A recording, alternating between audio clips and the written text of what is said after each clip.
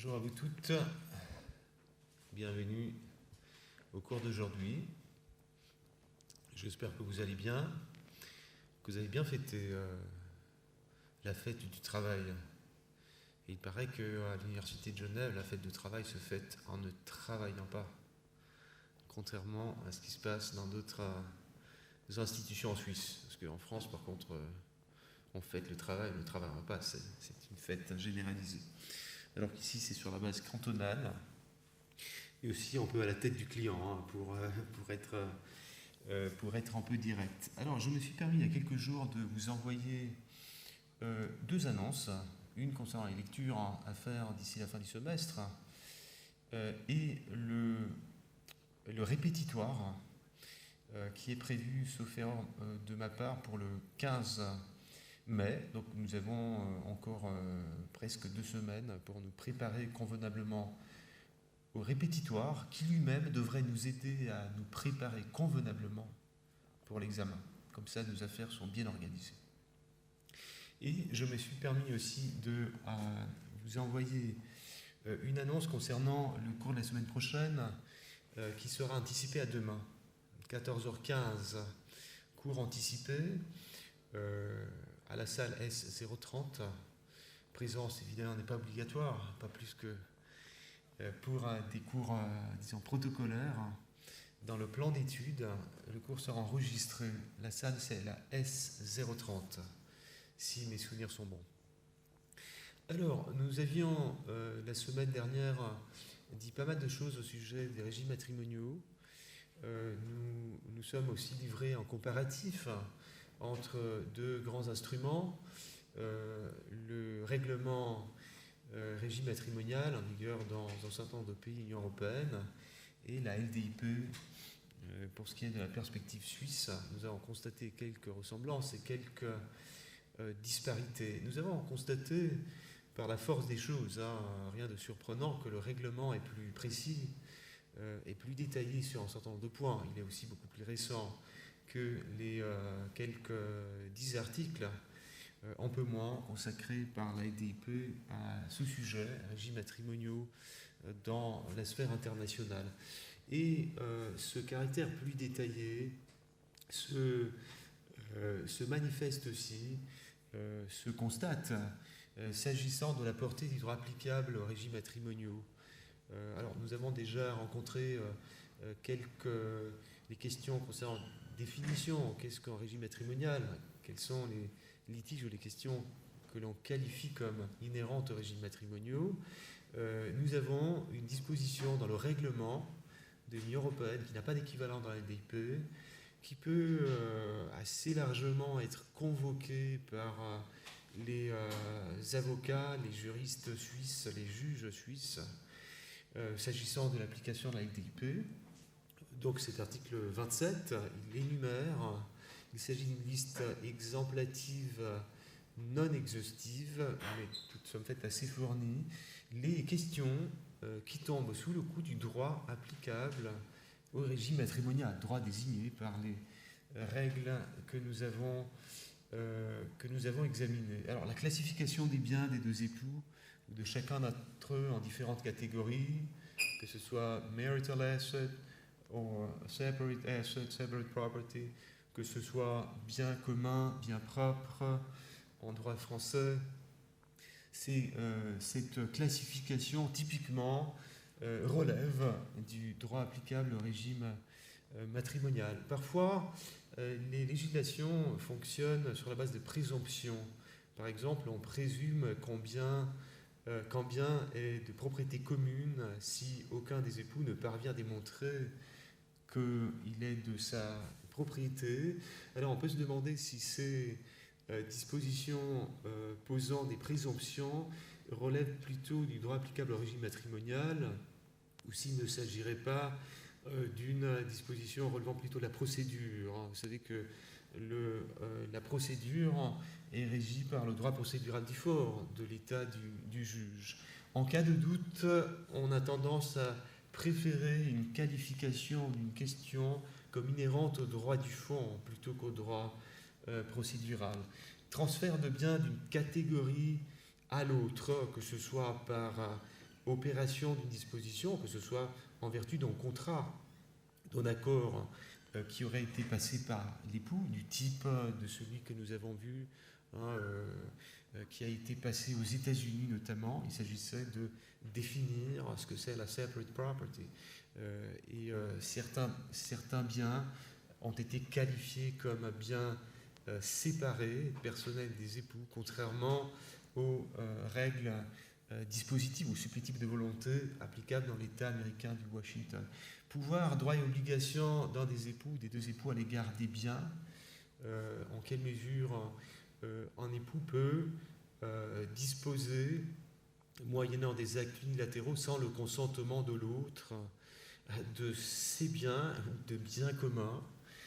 L'obligation de l'époux qui découle des engagements pris par l'autre époux et des dettes de celui-ci, en quelle mesure un époux est engagé, est lié par des contrats conclus par l'autre époux avec un tiers et doit répondre des dettes résultant de ces accords entre son époux et un tiers. La dissolution du régime matrimonial, la cause de dissolution du régime matrimonial, la question de savoir si une séparation de corps entraîne la dissolution du régime matrimonial, la question de savoir si la faillite individuelle, à supposer que la législation pertinente connaisse de l'institution de la faillite individuelle d'un époux, est-ce qu'elle entraîne automatiquement la dissolution du régime matrimonial? Est-ce que c'est une cause de dissolution typiquement d'un régime de type participatif ou communautaire? Les effets du régime matrimonial sur un rapport juridique entre un époux et des tiers, mais sous réserve de l'article 28 que j'évoquerai dans un instant, car s'agissant des effets envers les tiers dans le régime matrimonial, il y a tout de même des règles spéciales. Validité au fond d'une convention matrimoniale. Est-ce qu'une convention matrimoniale est valable? Est-ce qu'elle est valable si elle intervient au cours du mariage? Quelles sont les conditions de validité matérielle, en tout cas, pour ce qui est de la forme d'un contrat de mariage ou convention matrimoniale? On a vu que les règles sont un petit peu différentes, mais pour ce qui est de la validité au fond, c'est typiquement une question qui relève du régime matrimonial. Alors, effet du régime matrimonial à l'égard des tiers, on revient à la LDIP qui comporte une disposition, l'article 57, qui se scinde en deux alinéas. En premier alinéa qui pose un principe et en deuxième alinéa qui pose une exception au principe. Le principe est que les effets du régime matrimonial à l'égard des tiers sont régis par la loi du domicile de l'époux qui a contracté avec le tiers. L'exception est que le droit qui est applicable au régime matrimonial entre époux, aux relations internes entre époux, est opposable au tiers, est également applicable à l'égard des tiers si le tiers connaissait ou aurait dû connaître ce droit au moment où le rapport a pris naissance. Alors, pour fixer les idées, je vous soumettrai une affaire qui s'inscrit dans une histoire familiale délicate que j'ai déjà évoquée par ailleurs jeudi dernier concernant le divorce des époux Rybolovlev, ce couple russe qui s'est installé en Suisse à la fin des années 90, qui a divorcé autour de 2007-2008. Alors madame avait engagé une procédure en divorce en Suisse. Monsieur, entre-temps, avait recentré ses affaires à Monaco. Je crois qu'encore aujourd'hui, il est, sauf erreur de ma part, président de l'équipe AC Monaco, équipe de foot de la principauté du Rocher. C'est quelqu'un de très connu, notamment dans les environnements du foot, mais aussi dans le milieu du business, surnommé le roi de la potasse. Et donc, il avait déplacé son domicile à Monaco. Lorsque, au cours de la procédure en divorce en Suisse, l'action donc avait déjà été engagée contre lui par madame en Suisse, il avait fait don de 2 parcelles à Gstaad, dans le canton de Berne, à sa fille aînée. Bon. Je pense que sa fille aînée était elle aussi domiciliée à Monaco, même si socialite, elle voyageait déjà à l'époque beaucoup, notamment elle avait une résidence somptueuse à New York. Donc la question qui s'est posée et que Madame, la maman respectivement épouse ou ex-épouse a posée, de savoir si cette donation lui était opposable. Alors, le régime matrimonial des époux Rybolovlev était gouverné par le droit suisse. Et puisqu'ils n'avaient pas conclu le contrat de séparation, je vous passe certains détails, mais donc ils avaient vécu pour la Suisse en régime de participation aux accueils. Et le régime de participation aux accueils est particulier en ce sens que si une action de divorce est engagée, alors les biens qui étaient propres deviennent des accueils, ne peuvent pas être vendus par l'époux qui en est le titulaire au cours de la procédure, parce que nous sommes en phase de liquidation du régime matrimonial. Et donc, d'après le droit suisse, l'acte de disposition unilatérale, il s'agissait d'une donation à entière, alors c'est entière particulière, parce que c'est un membre de la famille, c'était la fille commune.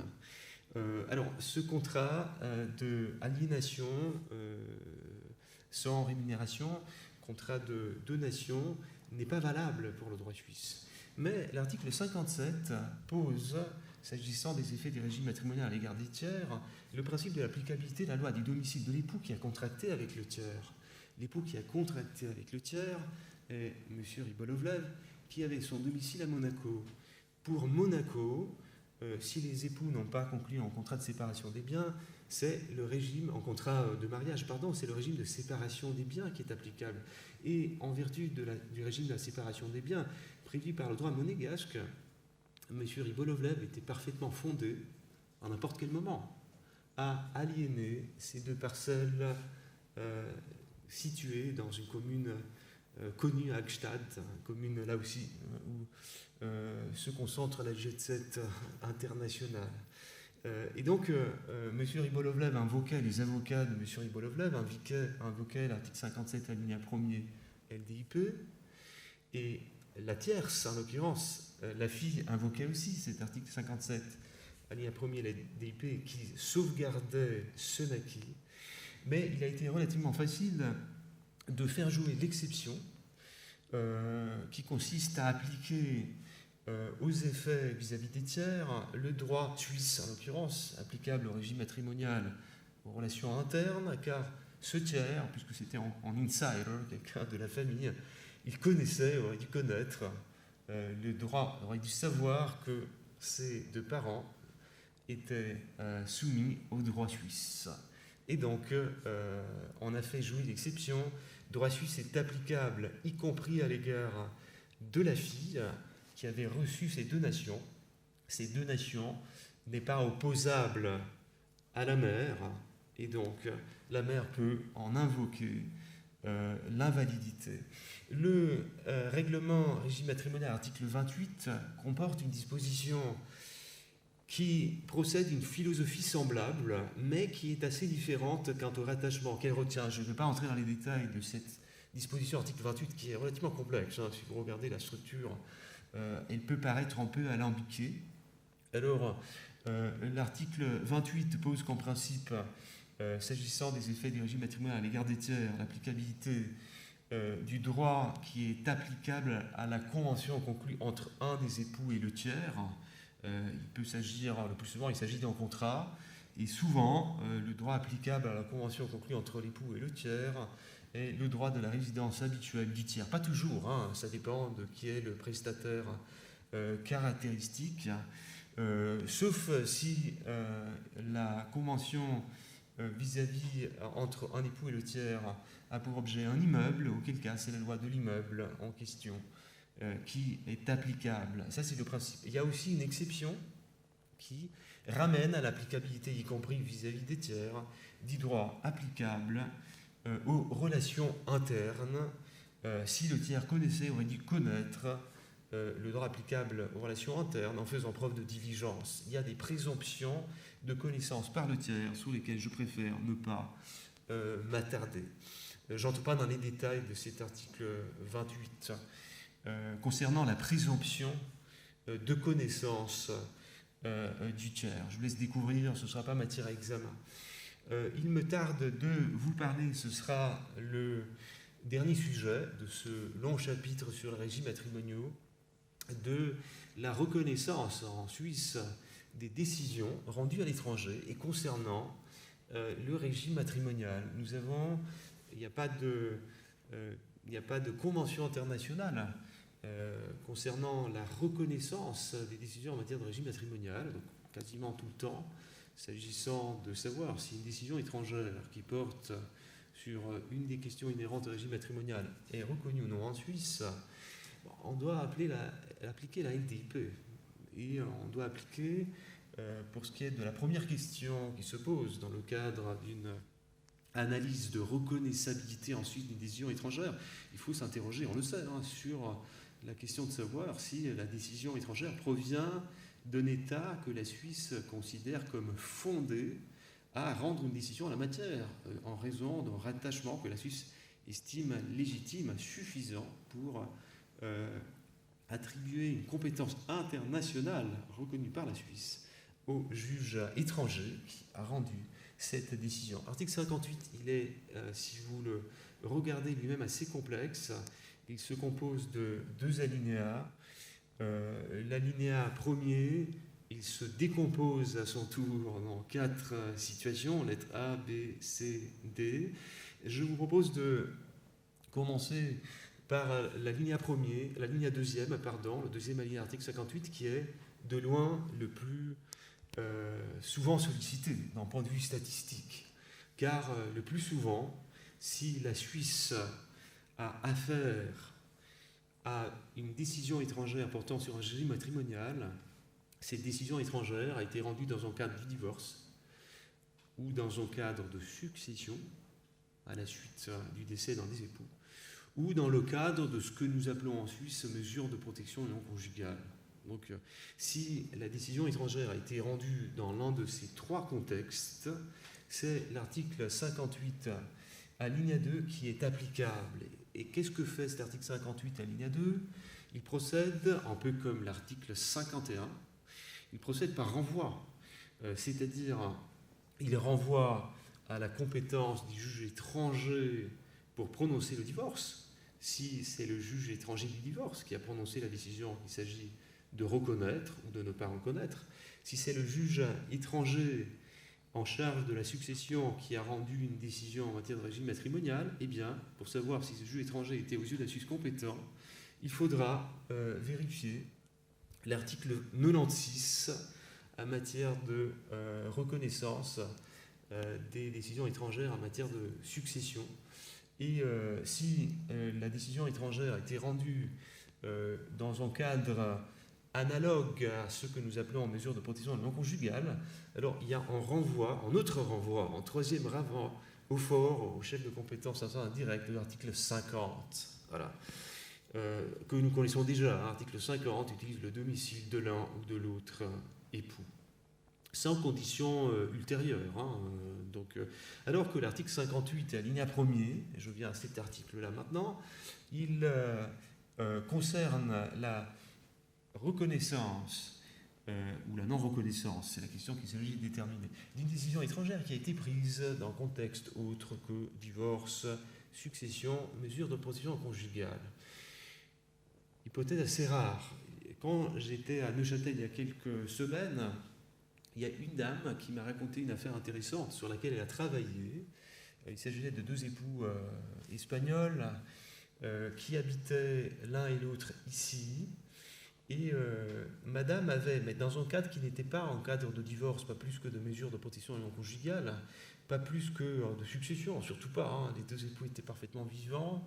Elle avait sollicité, elle voulait solliciter la séparation des biens, elle voulait dissoudre le régime matrimonial qui était régi par le droit espagnol, et elle estimait que les causes étaient là. Je pense que le mari était peut-être d'accord lui aussi, Voilà, parfois, le mari peut avoir intérêt pour son propre business.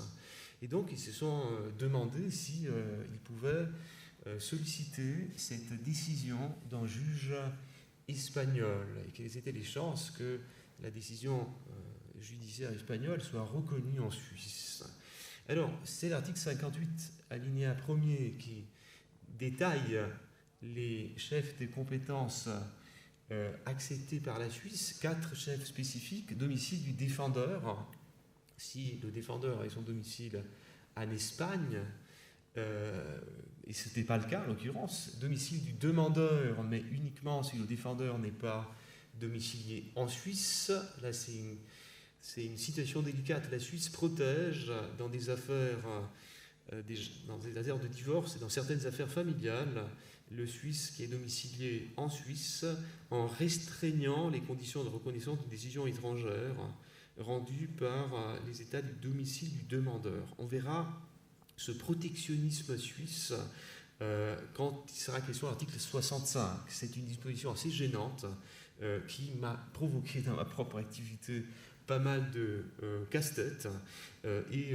dont j'ai invoqué la suppression. Je préfère ne pas m'y attarder maintenant, parce qu'on retrouvera ce mécanisme dans l'exégèse de l'article 65.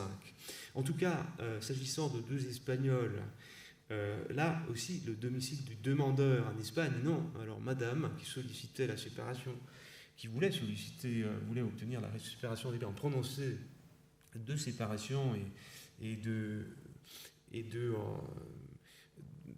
mise en terme du régime de séparation des biens, n'avait pas son domicile en Espagne.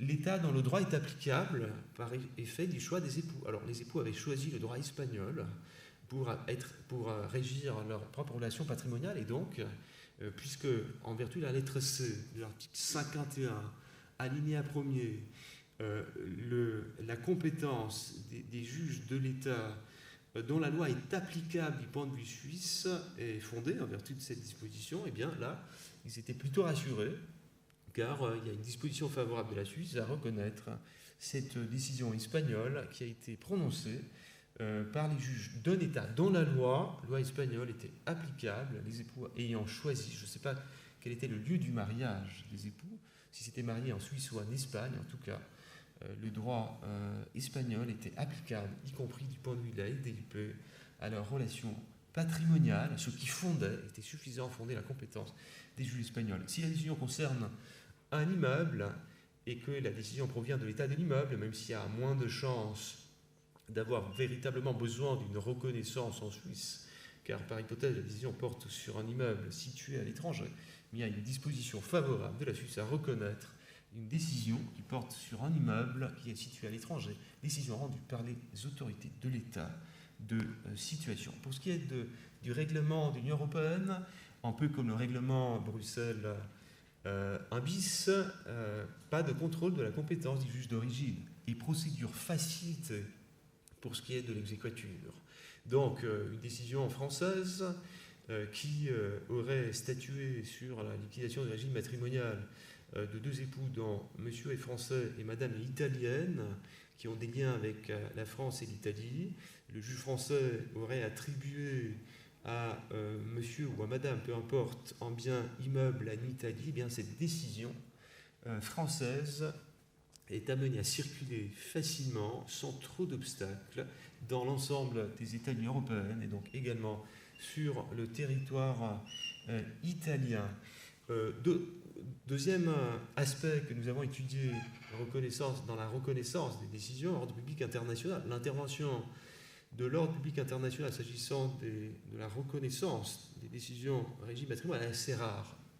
J'ai trouvé, il y a quelques années, j'ai fait une recherche là-dessus, et j'ai trouvé une décision du tribunal de grande instance de Paris ou de Nanterre, en tout cas la région parisienne, qui avait refusé de donner accueil en France, refusé de reconnaître une décision américaine et spécialement new-yorkaise qui avait écarté un contrat de séparation des biens. Le contrat de séparation des biens avait été établi en France, valablement du point de vue du droit français. C'était devant notaire, mais le juge new-yorkais, je pense qu'il avait estimé qu'il n'était pas valable car les deux parties n'avaient pas été représentées par des avocats, donc ils avaient appliqué extraterritorialement les formes exigées par l'État de New York, car le régime matrimonial était régi par le droit de New York, et donc décision new-yorkaise qui a fait abstraction de ce contrat de séparation des biens établi devant les autorités notariales françaises, et voilà, la France qui se venge, en quelque sorte, en disant, toi, tu n'as pas reconnu la validité du contrat de séparation des biens établi devant les autorités françaises. Nous, on ne va pas reconnaître la décision où, toi, vous, autorité new-yorkaise, vous avez prononcé l'invalidité de ce contrat. Et vous avez statué en faisant abstraction de ce contrat. Hypothèse intéressante, mais au fond assez rare.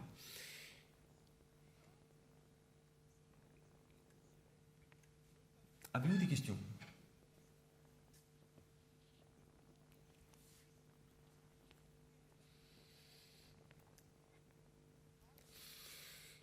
Alors, s'agissant du divorce, on ne s'éloigne pas trop de la question des régimes matrimoniaux. Pourquoi ? Parce que, comme j'ai eu l'occasion de le dire, statistiquement, la plupart des questions et la plupart des litiges qui s'engagent autour des relations patrimoniales entre époux, concernant les biens notamment, eh bien, la plupart de ces litiges s'élèvent au cours d'une procédure de divorce. Voilà.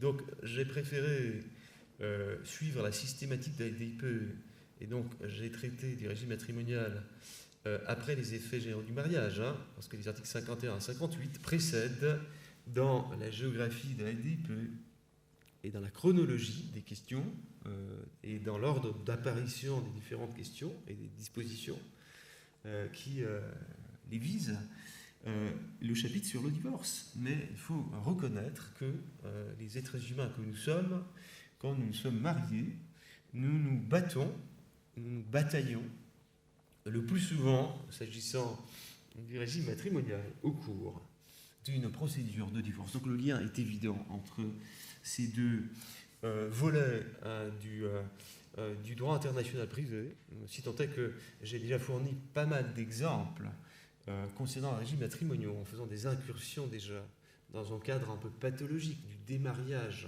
ou de la désunion. Alors, s'agissant des éléments d'ordre comparé, peut-être en premier élément qui n'est qu'en rappel, nous avons parlé de cette particularité du droit iranien, mariage à temps. C'est un mariage qui a une durée limitée, la durée qui a été convenue par les deux intéressés. Eh bien, une cause de dissolution de ce mariage ciguet est l'expiration de la durée convenue par les parties, sans besoin de faire intervenir une autorité judiciaire, en tout cas pas concernant une intervention constitutive ou Gestaltungsrechte, Gestaltungsentscheidung. Plus sérieusement non, c'est sérieux, le droit iranien, d'autant que la directrice de l'Institut comparé qui a été nommée hier ou avant-hier, elle est iranienne et s'est beaucoup intéressée au droit iranien, en général au droit islamique. Alors, est-ce que tous les États du monde connaissent le divorce ? C'est-à-dire connaissent la possibilité pour les époux ensemble ou pour l'un d'eux, en présence des circonstances particulières, de solliciter la dissolution du lien conjugal, de la possibilité de se défaire du lien conjugal devenu pesant. Le terme conjugal renferme étymologiquement joug. Alors, évidemment, le mariage devient un joug. Est-ce qu'on peut se libérer du joug qu'est devenu le mariage ? Principe où alors il y a des pays qui consacrent et qui souscrivent encore aujourd'hui au principe de la indissolubilité du lien conjugal. Alors c'est l'idée de l'Église, le droit canon qui permet l'annulation du mariage, qui d'ailleurs a de la notion de l'annulation du mariage une notion un peu plus large que le droit suisse ou le droit italien, précisément pour parer au principe de l'indissolubilité du mariage. Alors, il paraît qu'il y a un seul État au monde, qui est les Philippines, qui ne connaît toujours pas le divorce, sauf pour ce qui est de la communauté minoritaire musulmane des Philippines. Alors, la communauté philippinoise de Suisse est assez importante, hein, à Genève.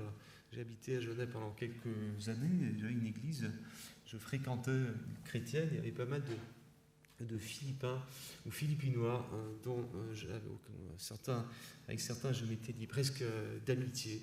Alors, en divorce prononcé en Suisse, entre deux époux de Philippines, peut avoir des difficultés à être reconnu aux Philippines. Malte ne connaissait pas le divorce jusqu'à 2011. Il y a eu un référendum en 2011 par lequel la majorité de la population maltaise a décidé d'introduire, était d'accord pour introduire dans la législation de cette petite île de la Méditerranée, pas si petite que ça, hein, voilà, bien plus petite que la Sicile, on est d'accord, le divorce.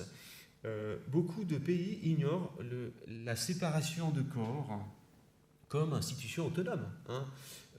En Suisse, on peut demander la séparation de corps qui entraîne certaines conséquences. Ce n'est pas le cas de la Roumanie, par exemple, ce n'est pas le cas de la Suède, du droit roumain ou du droit suédois. S'agissant des conditions, motifs ou causes de divorce, on peut distinguer le divorce fondé sur la simple déclaration de volonté, d'autres situations de divorce qui supposent la déclaration de volonté, mais aussi une autre condition. Donc le cumul entre volonté unilatérale ou bilatérale et une autre condition, le plus souvent il s'agit d'une séparation prolongée qui témoignerait de la rupture définitive de lien conjugal. Alors, contrairement à ce que vous pourriez croire, vous, juristes suisses, en tout cas la majorité d'entre vous, vous êtes, j'imagine, des juristes suisses, donc il est un acquis pour vous que les époux soient admis ensemble à solliciter le divorce du fait de leur simple déclaration de volonté, sans une autre condition, mais ce divorce fondé sur la simple déclaration de volonté bilatérale des époux est minoritaire à l'échelle internationale. Donc il est admis en Suisse, en France, en Espagne, en Suède, mais non pas en Angleterre, par exemple, non pas en Allemagne. Il y a parmi les États qui admettent le divorce par déclaration de volonté bilatérale des deux époux, il y a quelques différences. Certains pays, l'Espagne par exemple, réclament une durée minimale du mariage pour éviter les divorces à la Britney Spears. On revient du voyage de noces, 3 semaines, on divorce. Non. Alors il faut avoir été marié en Espagne pendant plus d'une année pour pouvoir solliciter la dissolution du lien conjugal. La question la plus délicate consiste à savoir si il faut, pour que les époux soient admis à divorcer sur requête conjointe, qu'ils soient d'accord sur tous les effets, ce qu'on appelle les effets accessoires du divorce, les conséquences, le plus souvent matrimoniales, mais également s'agissant de la garde et des enfants, très important. Est-ce qu'il faut exiger un accord complet sur les effets que nous appelons en Suisse accessoires, avec un terme qui n'est pas très pertinent, parce que ces effets ne sont pas accessoires au sens marginaux, au sens moins important. Non, il s'agit le plus souvent des effets autour duquel ils sont tellement importants pour les parties, pour les époux, qu'ils sont prêts à se batailler. Alors, pour la Suisse, un accord partiel est exigé, mais non pas en accord total. S'agissant des régimes matrimoniaux, s'il y a une dispute concernant tel ou tel bien, on peut renvoyer ad separatum le traitement de ce litige et on peut admettre les époux à divorcer s'ils ont la volonté de divorcer.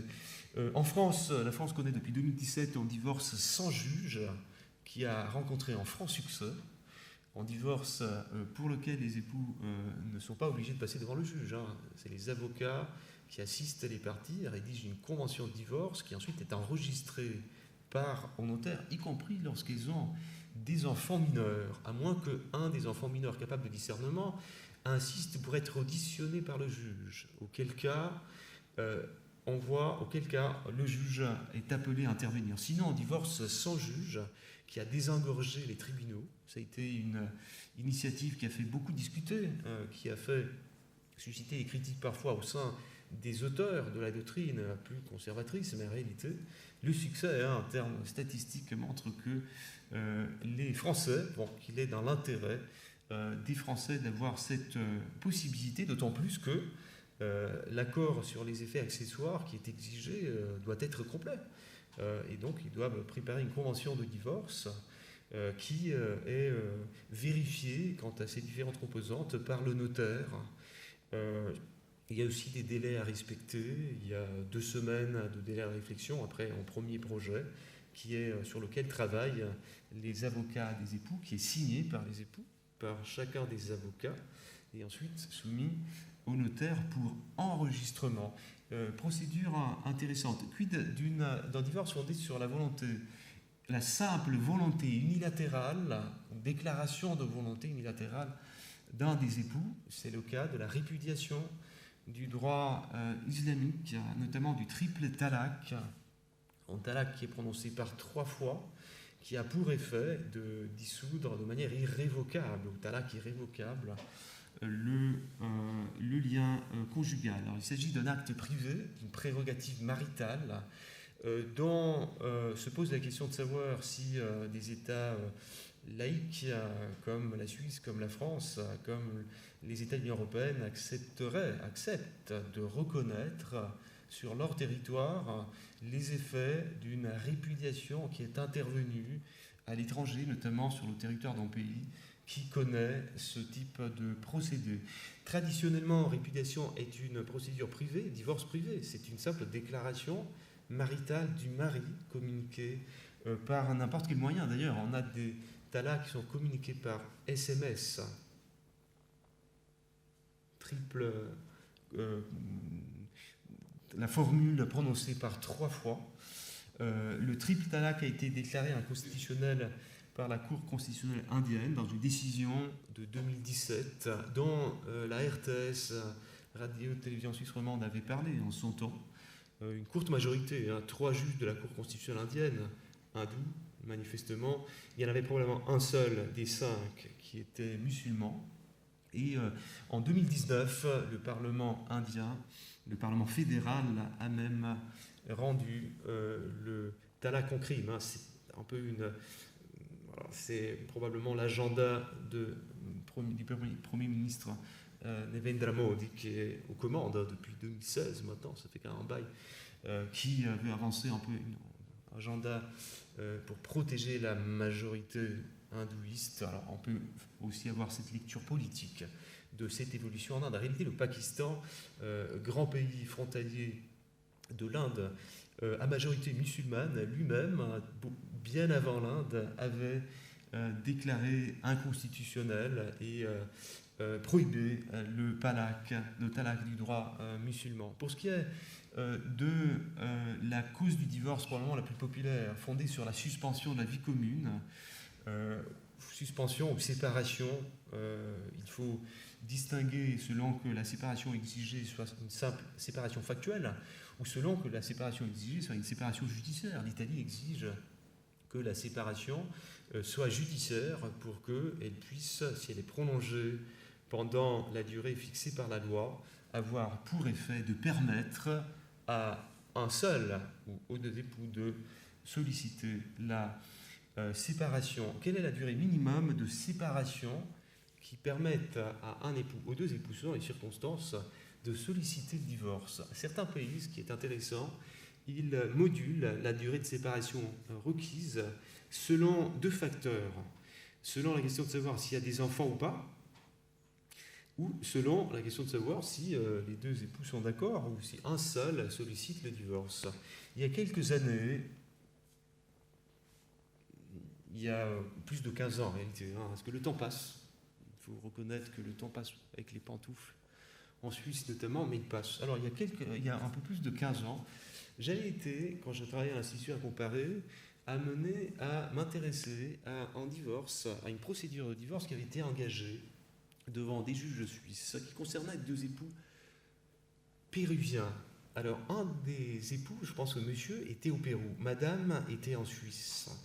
À l'époque, l'article 61, dont on étudiera la mouture actuelle, mais à l'époque, il désignait dans ce type de configuration pour applicable aux causes du divorce le droit péruvien, qui était le droit de la nationalité commune et du domicile d'un des époux. Et donc j'avais dû m'intéresser aux conditions de divorce fixées par le droit péruvien. Et j'étais frappé de constater que la durée de la séparation nécessaire était différente selon que le couple ait des enfants ou non. Si le couple a des enfants, 4 ans de séparation sont nécessaires. Si le couple n'a pas d'enfants, 2 ans de séparation.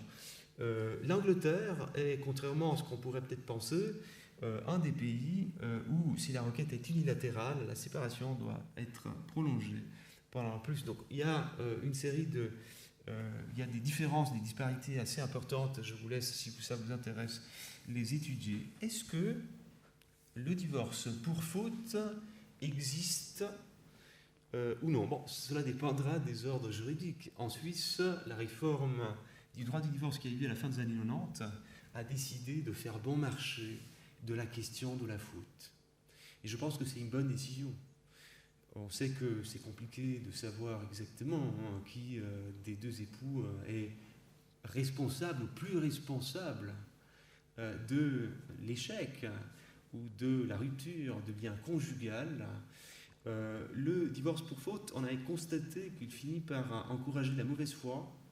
Il y a des détectives privés qui sont soudoyés par un des époux pour savoir si l'autre a des maîtresses ou des amants. On doit déballer la vie privée et même intime devant le juge pour savoir si l'un est plus en faute que l'autre. Donc on avait constaté certaines conséquences désagréables pour les personnes intéressées et peut-être aussi au fond pour la collectivité. C'est la position de la Suisse et donc on a décidé de retirer du divorce et du droit du divorce, des causes du divorce, des conséquences, le divorce pour faute. Ce n'est pas le cas de la France, de Monaco, de l'Italie, où il existe encore la possibilité pour un époux de demander à ce que le divorce soit attribué au tort exclusif de l'autre époux. Ce qui a des conséquences sur le plan patrimonial, notamment en Italie, si madame parvient à démontrer que l'échec de la communauté matérielle et spirituelle est imputable à monsieur, eh bien, elle pourra obtenir davantage sur le plan alimentaire, et monsieur, s'il parvient à démontrer que c'est madame ne pourra réclamer qu'en chèque alimentaire, qui n'est pas la même chose qu'une pension d'entretien véritable. Divorce pour juste motif ou motif sérieux. Alors, quid de la notion de juste motif? Elle n'est pas forcément la même partout. Par exemple, divorce pour maladie d'un époux existe en droit monégasque, n'existe pas en droit suisse. En Chine, le divorce à 70% est demandé par les femmes, d'après des statistiques que j'ai pu consulter. Un certain nombre des femmes assez importants invoquent comme juste motif de divorce le fait d'avoir subi des violences domestiques, violences domestiques comme constituant juste motif au regard des législations qui prévoient le juste motif en divorce pour juste motif pour lequel il n'est pas nécessaire d'attendre la séparation. Est-ce que le divorce peut intervenir pour des motifs concrètement prévus par les époux? En général, non. C'est le principe de la non-disponibilité du droit au divorce, ce qu'on explique et on exprime autrement en disant que les règles prévoyant les causes de divorce sont d'ordre public soustraites à la libre disponibilité des époux, donc à la possibilité pour les époux de les modifier ou d'y renoncer préalablement. En droit musulman, ce que je viens de dire ne vaut pas, car il arrive que le mari renonce par avance dans un contrat de mariage, car le mariage n'est pas en sacrement.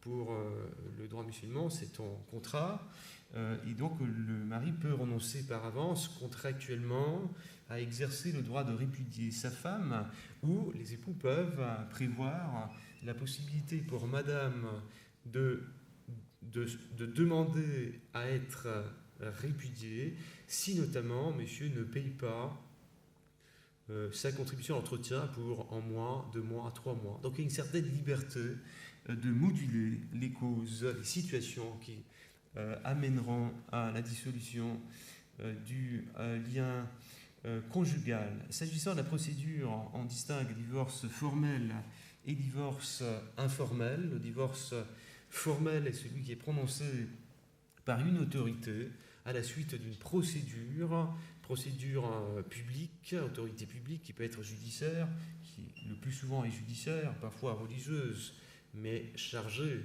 d'administrer le droit de la famille, beaucoup plus rarement diplomatique. Divorce semi-informel, divorce sans juge, mais qui voit l'intervention d'une autorité publique, mais à des fins tout simplement de homologation d'un accord. C'est le divorce sans juge qui est en vigueur en France depuis quelques années. En Italie aussi, en l'absence d'enfants mineurs. C'est là une condition importante qui doit être remplie. Et en cas d'accord sur les conséquences du divorce, la demande du divorce peut être déposée devant l'officier d'état civil. Au fond, comme c'est l'officier d'état civil qui préside à la naissance du lien conjugal, célébration du mariage. De même, s'il n'y a pas d'enfant, s'il n'y a pas de tiers concerné, et qu'il y a un accord, non seulement sur le principe du divorce, mais sur ses conséquences également, pourquoi ne pas permettre à la même autorité administrative, sans trop de formalité, sans la stigmatisation qui encore aujourd'hui est associée à l'intervention d'un juge, pourquoi ne permettre à la même autorité administrative de présider à la constatation de la fin de cette communauté conjugale. Il y a aussi des divorces privés, répudiation, même si la répudiation a tendance à avoir un encadrement judiciaire. J'ai été à 3 ou 4 reprises dans ma vie appelé à me prononcer sur la question de savoir si la Suisse allait reconnaître une répudiation intervenue, que ce soit au Liban, que ce soit en Arabie Saoudite, que ce soit au Qatar. Dans les 3 ou 4 hypothèses que j'ai eu où j'ai eu à intervenir, il y avait eu, par volonté du mari, une implication judiciaire, aussi à des fins de preuve notamment. Mais l'acte du talaq ou répudiation reste une prérogative privée. On a des divorces privés dans d'autres régions du monde, au Ghana par exemple, comme on a en mariage coutumier. On a également un divorce coutumier. Le mariage coutumier, c'est celui qui se crée par une déclaration concordante des 2 époux. Alors, le divorce coutumier est le mariage qui se défait par une déclaration, mutuum dissensu, par une déclaration conjointe, par laquelle donc, les époux manifestent leur volonté de se défaire du lien conjugal. Dans l'ATF 122.3 351, la question est de savoir si la Suisse allait reconnaître en divorce qui était intervenu au Ghana. Alors, c'était une question qui n'était pas tout à fait anodine. Pourquoi ? Parce que l'article 65 de la LDIP parle de décision de divorce. L'article 65 suppose que le divorce soit intervenu moyennant une décision d'une autorité, essentiellement. Mais on ne parle pas de décision de juge, mais article 65. Mais alors, voilà, il y avait eu cette difficulté un peu textuelle. Peut-on reconnaître un divorce qui est intervenu par un acte privé en Suisse, alors même qu'il n'y a pas vraiment de décision de divorce? Et la question se pose aussi depuis 2017 au sujet du divorce sans juge qui intervient sans peut-être véritablement de décision non plus du côté français. Est-ce que l'article 65 de la LDIP qui parle de décision vise également des divorces qui interviennent sans formalité publique particulière, ou en tout cas sans décision? La comparution personnelle des époux parfois est exigée, parfois ne l'est pas. La conciliation ou médiation préalable, elle a tendance à être exigée. Après, une chose c'est la conciliation, autre chose c'est la médiation. Conciliation, c'est le juge qui préside à la tentative de conciliation. Elle peut se faire en quelques minutes, en réalité. Alors, ne conciliez pas, très bien. On passe à la procédure. Alors, statistiquement, c'est comme ça. Donc, selon aussi la sensibilité des juges, il y a certains qui essayent davantage que d'autres. En revanche, médiation, c'est en tiers médiateur. En général, il y a 4 réunions, en tout cas 2 réunions, sur une période plus conséquente et aussi plus coûteuse. Voilà. La médiation, donc il ne faut pas associer trop médiation et conciliation. Dans les faits, les deux institutions et les deux procédés sont différentes, sont différents. Pour ce qui est de la durée moyenne de la procédure, si le divorce est consensuel, en Suède, 1 jour. Au Nevada, 2-5 jours. En mois pour le divorce sans juge en France, parce qu'il y a des délais minimums à respecter. Il y a un délai de réflexion entre l'envoi d'un premier projet de convention, 2 semaines doit passer, ensuite signature, ensuite 1 semaine pour que les avocats envoient au notaire, le notaire a 1 semaine pour procéder à l'enregistrement. Donc il y a un timing, une timeline, un calendrier qui est fixé par la loi qui est incompressible. En Suisse, 3 ou 4 mois est la durée minimum d'un divorce consensuel. Si le divorce est consensuel, alors là, contentieux, pardon, alors là, il y a des différences qui sont beaucoup plus importantes, presque 2 ans en Italie, en moyenne. Hein. Après, il y a des divorces. Moi, j'ai travaillé sur des divorces éternels, hein, qui durent depuis 5, 6 ans. Et le plus une procédure de divorce dure, le plus elle est coûteuse. Hein, et le plus les avocats sont contents parce qu'ils finissent par pouvoir facturer davantage. Quels sont les coûts moyens d'un divorce consensuel? Pourquoi j'insiste sur ces aspects qui peuvent vous faire sourire, et vous avez raison de le faire, mais dans le choix stratégique, form shopping, parfois bilatéral, les 2 époux ensemble choisissent le lieu du divorce le plus qui convient davantage à leurs intérêts communs. Parfois, en revanche, c'est une bataille véritable qui se livre au sujet du fort et du lieu du divorce, car les conséquences sous le plan de la pension alimentaire, sous le plan du régime matrimonial sont très importantes. Alors, coût moyen, 3 000 € en France avant 2017 pour le divorce consensuel. Il fallait avant 2017 passer par un juge. Le divorce en juge est un peu moins cher. Moi, j'ai vu, on s'en sort pour 800 € chaque époux. Il faut quand même demander aux avocats d'intervenir. Bon, la convention de divorce peut être plus ou moins compliquée à rédiger.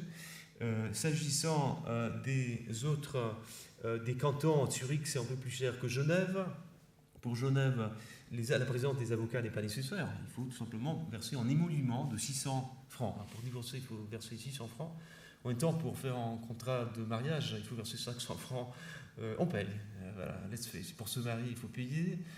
Pour se marier, il faut payer minimum 350-400 francs au notaire, si on veut demander un contrat de séparation des biens. Il faut aussi, pour la procédure préparatoire, verser 350 francs. Pour divorcer, la bonne nouvelle, c'est que les avocats ne sont pas nécessaires pour le divorce consensuel, évidemment. Mais la moins bonne nouvelle, c'est que vous recevez un bulletin de versement. Et si vous n'en aurez pas, eh bien, vous ne divorcez pas. Alors, tant que vous ne payez pas, vous n'avez pas le droit de divorcer. Voilà, petite pause. On se revoit à 17h15. Moi, je reste ici.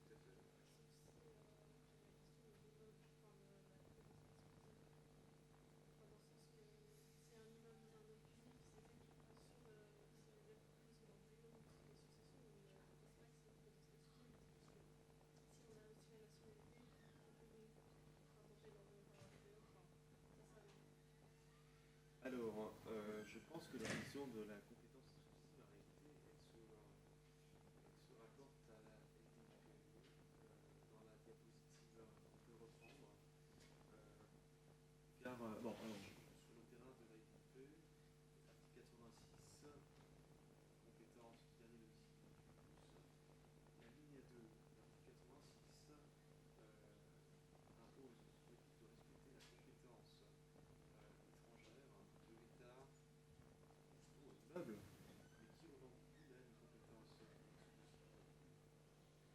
la question qui se pose est de savoir de ce mécanisme, est-ce que la Suisse doit respecter la compétence exclusive revendiquée par l'État de l'immeuble, y compris en matière de liquidation des régime matrimonial.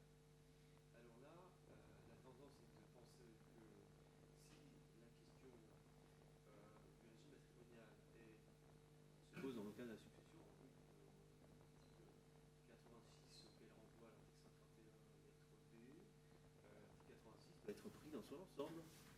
Premier alinéa et deuxième alinéa.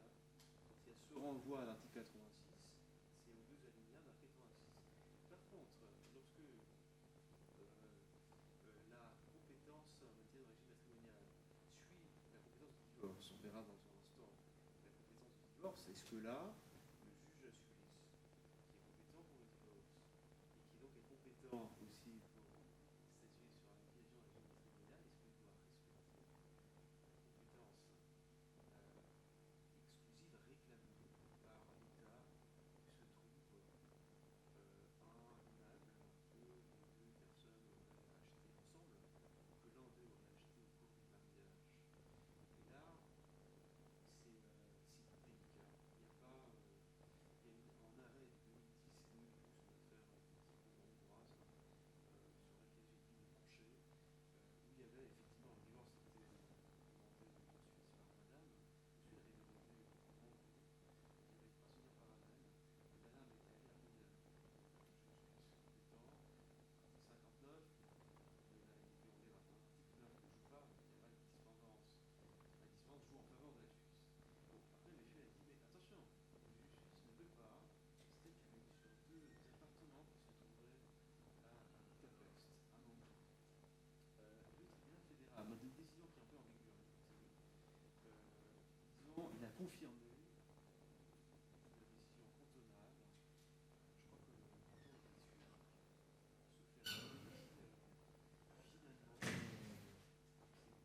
ne sais pas, accepter de statuer également sur les immeubles qui se trouvaient en Hongrie. Donc c'est comme s'il avait dit, bon, écoutez, moi, il n'y a rien dans les décrets qui m'empêche de enlever à ma compétence également ces immeubles en Hongrie. En réalité, ce n'est pas tout à fait clair si l'Hongrie réclamait une compétence exclusive ou non. Souvent, c'est plus facile de dire oui, oui, le principe de compétence exclusive réclamée par les pays étrangers. Après, il faut savoir, si le pays étranger réclame effectivement, il y a beaucoup de fausses informations qui ne sont pas sur le toit, des choses comme tout ça, sur les réseaux sociaux. Mais on a tendance à croire, on entend même dans les ouvrages français ou allemands que l'Angleterre réclame une compétence exclusive sur tous ces immeubles. Moi, j'ai une vision anglaise, c'est pas le cas. Est-ce que l'Australie, une fois, donc voilà la question comment la question enfin, les termes du débat. Voilà. Après, finalement, vous pensez au règlement, succession au règlement Oui, régime parce matrimonial. que du coup, si on a vraiment quelqu'un qui est suisse, citoyen national avec un pays voisin, qui a un immeuble qui est dans une commune voisine, et qui est française, une néerlandaise, parce que j'imagine ce cas du coup, on doit regarder, enfin, ça renvoie, si on regarde la compétence du pays européen en dessous, si on regarde le règlement du régime matrimonial, c'est que quand on a un règlement de succession, tout d'un coup, on n'a pas, ça ne revendique pas une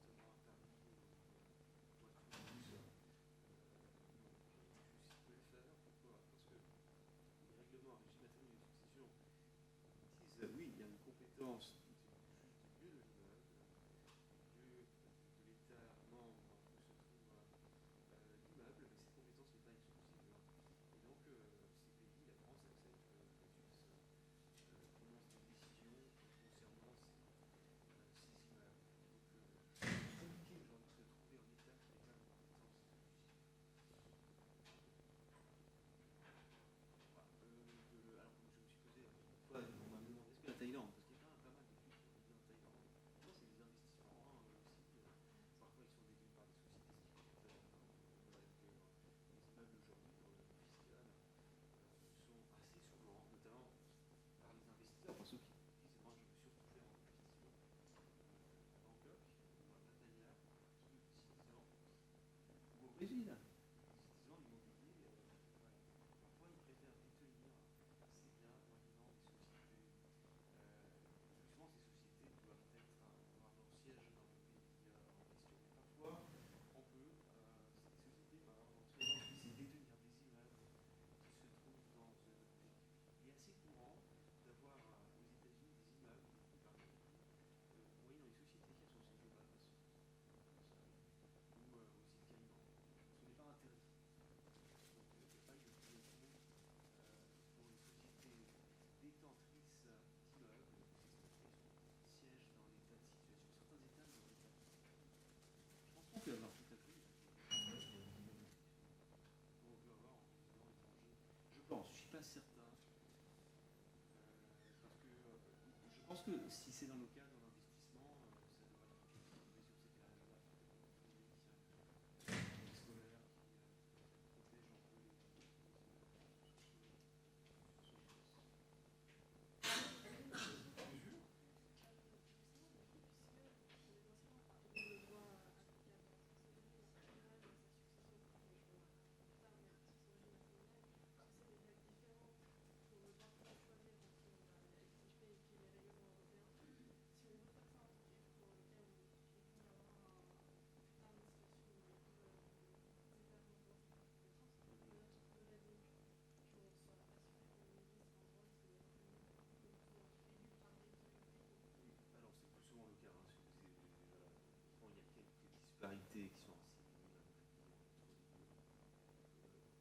Concernant la cercle de voie légitime, oui, mais il faudrait, dans le cas de la planification, quand on se marie dans le mariage international, on a des biens qu'on risque d'en avoir au cours du mariage, il vaut mieux que le contrat, le choix des époux se porte sur un droit qui est éligible pour le type de législation.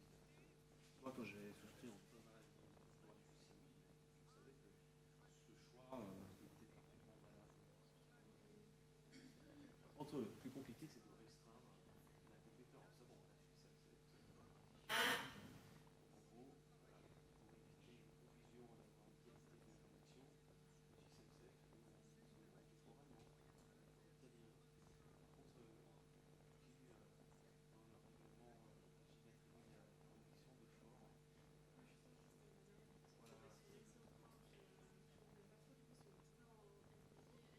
règlement J-matrimonial. Non, la LDB, oui. Oui, on peut. Oui, alors il y a. Enfin, c'est matrimonial et oui, on peut pas. Oui, il y a tout de même une clause d'exception, article 5 alinéa 2, qualifié, 5 alinéa 2. Enfin, il ne faut pas que ça ait pour objet, pour effet de priver un époux de la possession d'un fort fixé par la Suisse. Alors, donc il faut que ce soit un choix un peu abusif, c'est-à-dire qui a pour effet de priver d'une partie de manière abusive de la possession d'un fort. Si on choisit un fort étranger, cela est valable a priori, mais sous réserve d'une espèce de clause de pureté qui ménage une certaine discrétion, mais 80% sont valables. Et donc, la justice est incompétent, parce que vous avez choisi un fort étranger. Alors, c'est plus délicat. Ça vaut, mais pas pour mettre à néant les compétences du juge du divorce, à compétences dérivées. Et donc, pour moi, il perd beaucoup de son efficacité. Hein. Merci.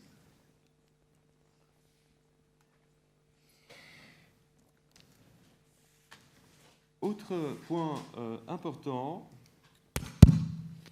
au sujet duquel on constate tout de même différentes positions, c'est l'entretien post-conjugal. Alors, certains pays évoluent vers le principe du clean break, un principe pas d'entretien, sauf exception. Pays nordiques, l'Allemagne, l'Italie depuis 2017, la majorité des pays musulmans, sauf l'IDA ou délai de viduité, et un cas de répudiation arbitraire, auquel cas Madame a répudié de manière arbitraire certains pays, hein, pas tous. certains pays de l'ère musulmane autorisent madame à solliciter des dommages d'intérêt.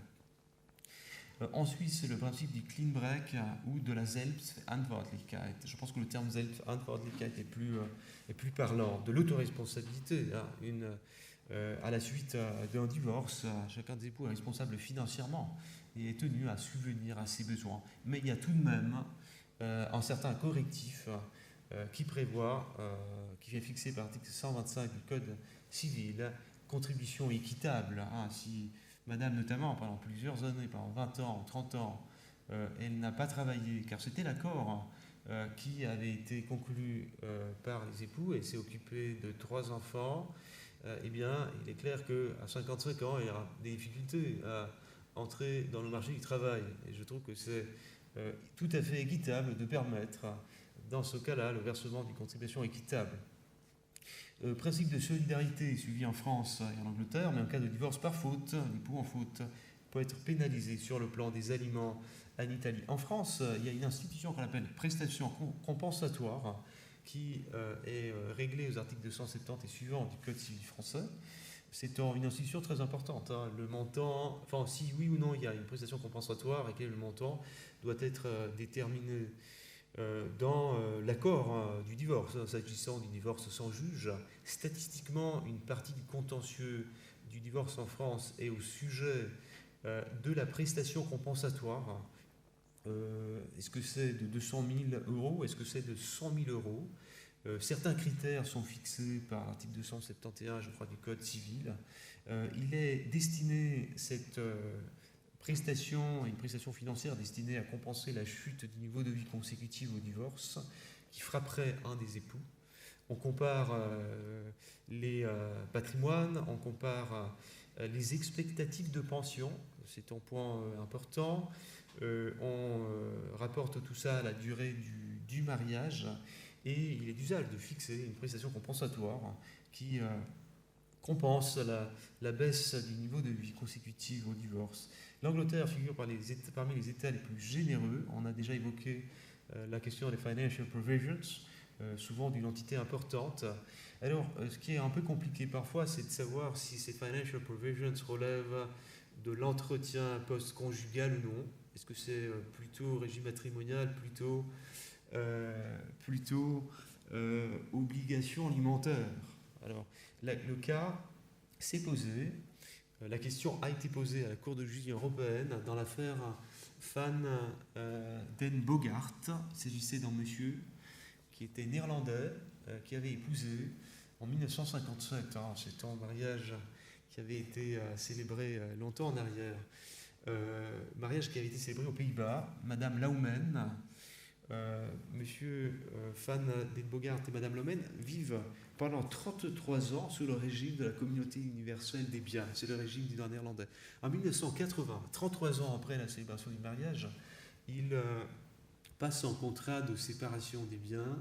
En 1982, ils déplacent leur domicile des Pays-Bas jusqu'à l'Angleterre. En 1990, donc 8 ans après la fixation du domicile conjugal en Angleterre, la High Court of Justice de Londres prononce une décision donc anglaise, décision qui dissout le lien conjugal. C'est une décision de divorce d'abord, mais qui calcule les besoins de madame. Le mariage a duré presque 40 ans, même plus de 40 ans. Et donc, on évalue à l'époque 870 000 livres sterling les besoins de madame. Madame a en patrimoine elle-même évalué à 300 400 000 livres. Elle a aussi en tableau qu'elle peut vendre, peut-être des bijoux, mais il manque autour de 400 000 livres pour pouvoir vivre. Financial provision, financial ancillary relief, qui a été prononcé, donc condamnation de monsieur à verser cette somme à madame. Madame veut faire exécuter aux Pays-Bas cette décision anglaise pour obtenir ce qu'elle estime lui être dû, ce qui lui est dû d'après la décision anglaise. Et les juges des Pays-Bas ne savent pas trop si il faut appliquer la Convention de Bruxelles. À l'époque, il y avait la Convention de Bruxelles, aujourd'hui règlement Bruxelles 1 bis. La Convention de Bruxelles était applicable n'était pas applicable au régime matrimonial, était applicable à l'obligation alimentaire. Et donc pour savoir si la Convention de Bruxelles était applicable à la reconnaissance aux Pays-Bas de cette décision britannique, il fallait qualifier la décision, cette partie de la décision. Est-ce que cette partie de la décision relève des obligations alimentaires, y compris post-conjugales, ou des régimes matrimoniaux? Si c'est régimes matrimoniaux, le régime facilité de reconnaissance, conventionnel de reconnaissance, ne profite pas à madame. Et donc madame, elle doit passer par des procédures un peu plus complexes, plus lentes, plus coûteuses, et surtout à l'issue plus incertaine, régie par le droit néerlandais.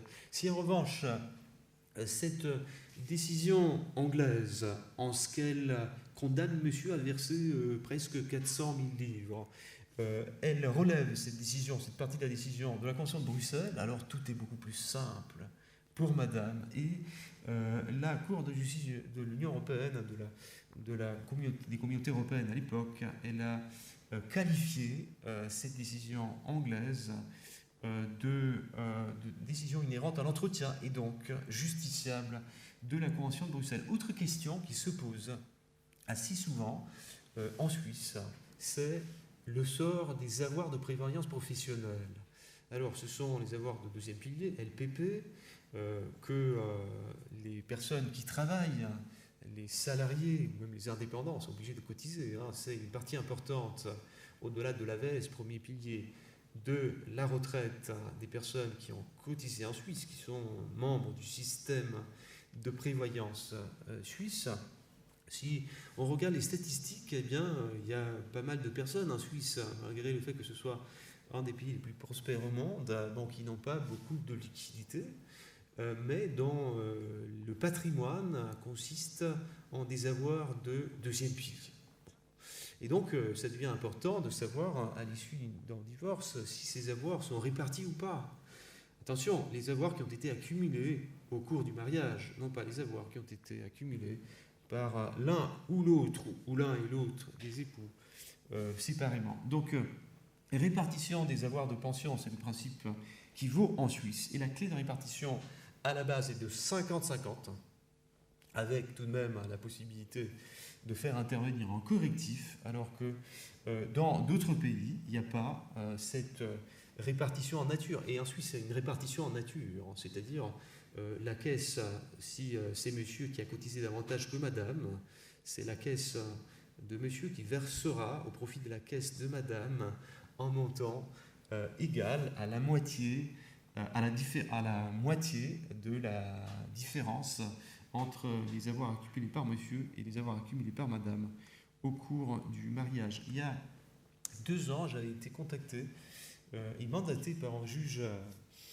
de Cambridge, en Angleterre, Mrs. Justice Wakeham, je me souviens même du nom, très gentil. Alors, on ne s'est pas parlé directement, mais on a correspondu. Elle m'a demandé de répondre à une série de questions assez détaillées, une dizaine de questions, concernant le sort des avoirs de prévoyance que monsieur britannique avait accumulé au cours des 15 ans ou 12 ans qu'il avait travaillé en Suisse. Il avait travaillé à l'UEFA, à Nyon, il avait habité Saint-Sergue. Pendant la période où il avait travaillé en Suisse, il avait épousé une Britannique, bien avant de venir vivre en Suisse. Il était donc venu vivre en Suisse quand il était déjà marié à cette co-citoyenne, à cette madame qui était elle aussi britannique. Monsieur, il rencontre des difficultés de santé, alors il subit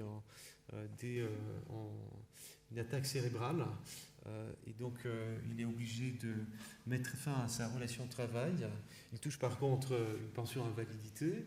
Il décide de s'installer en Angleterre, retourner en Angleterre, divorce en Angleterre. Le juge du divorce me demande, alors ici il paraît qu'il y a tout de même 600 à 700 000 francs qui ont été accumulés par monsieur, qui se trouve sur un compte de libre passage.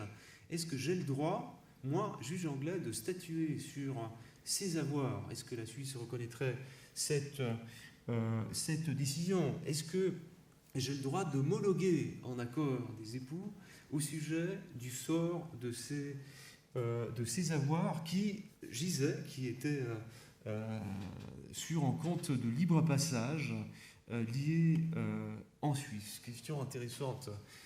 D'autres questions m'ont été posées.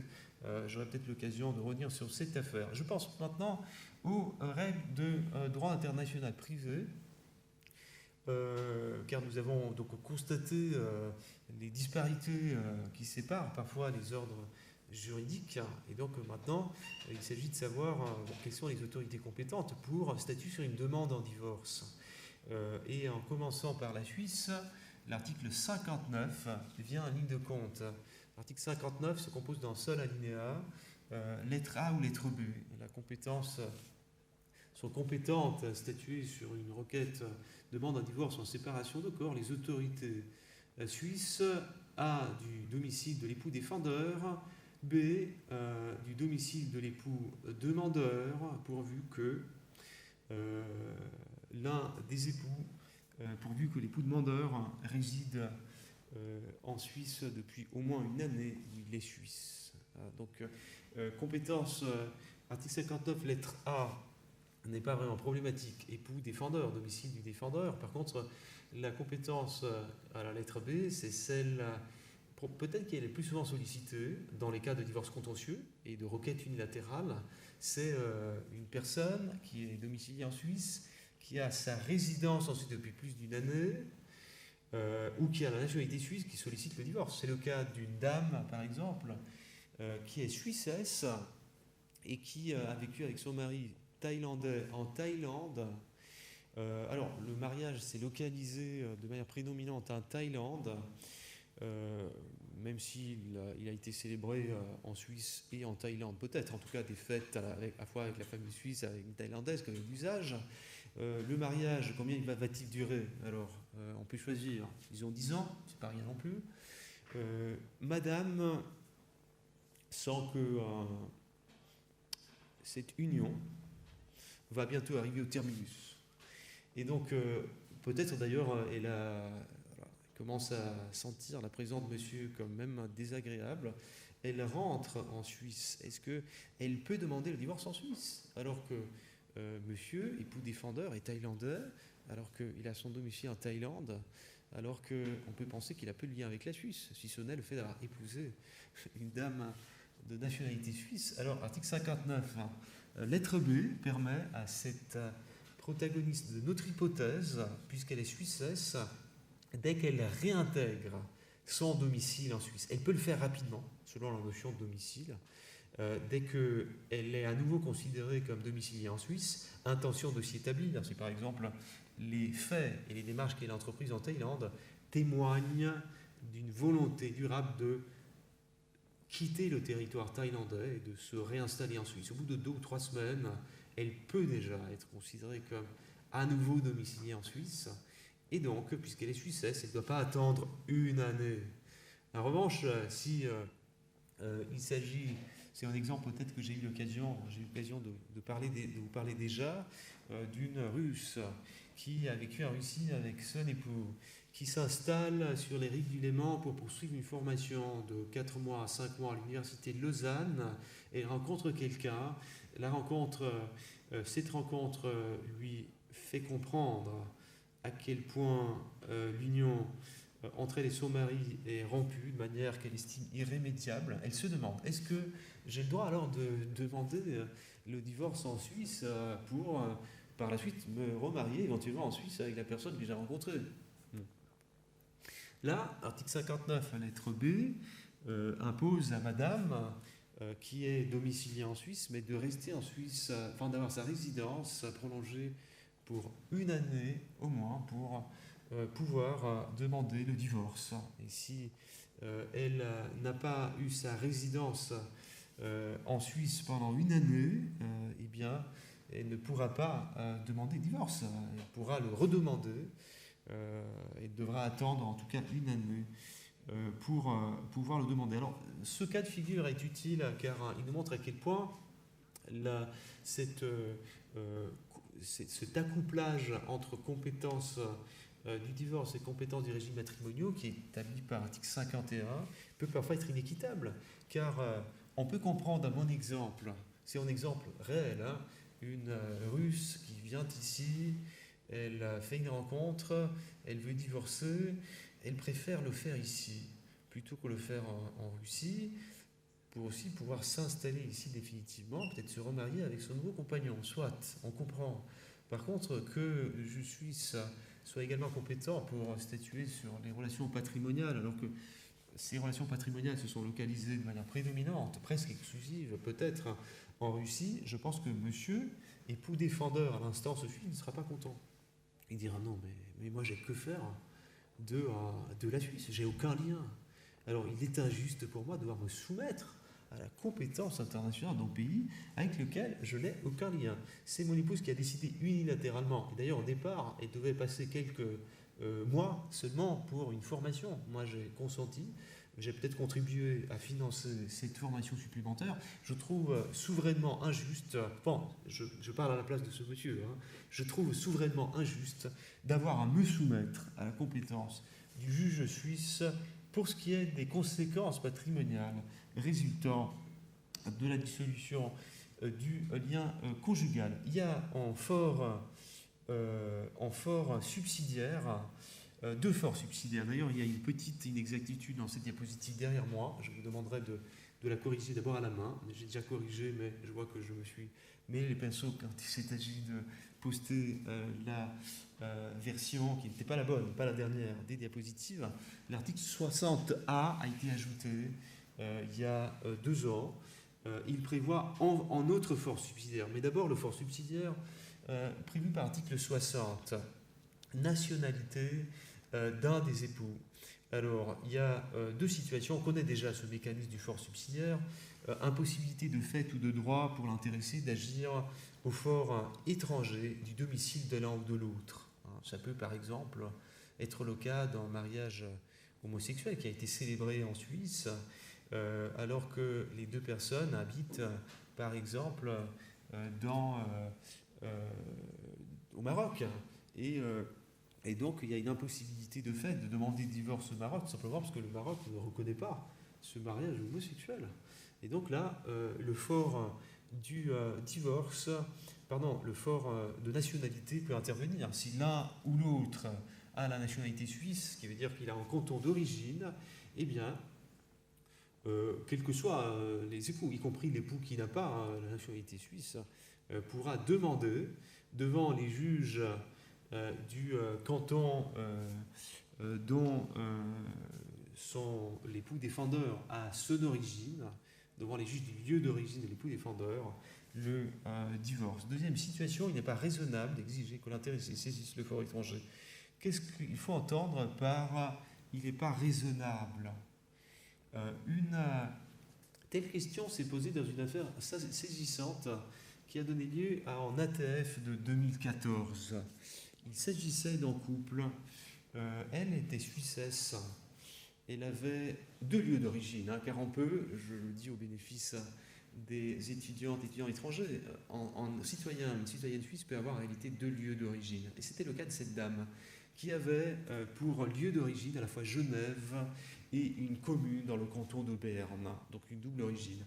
Elle avait eu un enfant, elle habitait Genève, elle avait eu un enfant, un premier enfant dans monsieur ressortissant népalais. Ensuite, les époux se marient. Ils se marient à Genève, plus exactement dans la commune de Chêne-Bougerie, où madame détient un immeuble. Un deuxième enfant naît de l'union naissance Genève, tout comme le premier enfant né à Genève. Ensuite, le couple s'installe au Népal. Madame décide de suivre monsieur au Népal. Monsieur veut rentrer au Népal. Il est à la fois artiste, musicien et homme d'entreprise. Les voilà installés au Népal. Ils ont un 3e enfant qui naîtra au Népal. Et après la naissance du 3e enfant, crise conjugale. Crise conjugale, ils maintiennent une relation cordiale, en tout cas, semble-t-il, car ils s'accordent sur beaucoup de choses. Madame, à la suite de cette crise, s'installe en Thaïlande. Beaucoup de déplacements. Voilà madame qui s'installe en Thaïlande. Les 3 enfants, en vertu d'un accord conclu entre les époux, vivront en titre principal avec madame en Thaïlande. Ils sont inscrits à des écoles internationales. Après quelques temps, monsieur et madame souhaitent divorcer. C'est un souhait commun requête conjointe, elle est introduite devant quel juge? Non pas en Thaïlande, non pas en Népal, mais en Suisse, à Genève. Et les trois instances, tribunal de première instance, cour d'appel, cour de justice de Genève et tribunal fédéral, dénient le droit de ces deux personnes à invoquer l'article 60 pour pouvoir divorcer en Suisse. Pourquoi, en gros? Ils n'ont pas fait leur boulot, ces deux époux. Ils n'ont pas étudié le droit thaïlandais, ils n'ont pas réussi à prouver qu'il est impossible ou inexigible de demander le divorce en Thaïlande. Au fond, madame est femme d'affaires, elle a des sociétés en Thaïlande, elle a sans doute des juristes qui l'assistent en Thaïlande et qui pourraient l'aider pour savoir si en divorce en Thaïlande serait reconnu, en divorce suisse, en divorce entre deux époux étrangers pourrait être prononcé en Thaïlande.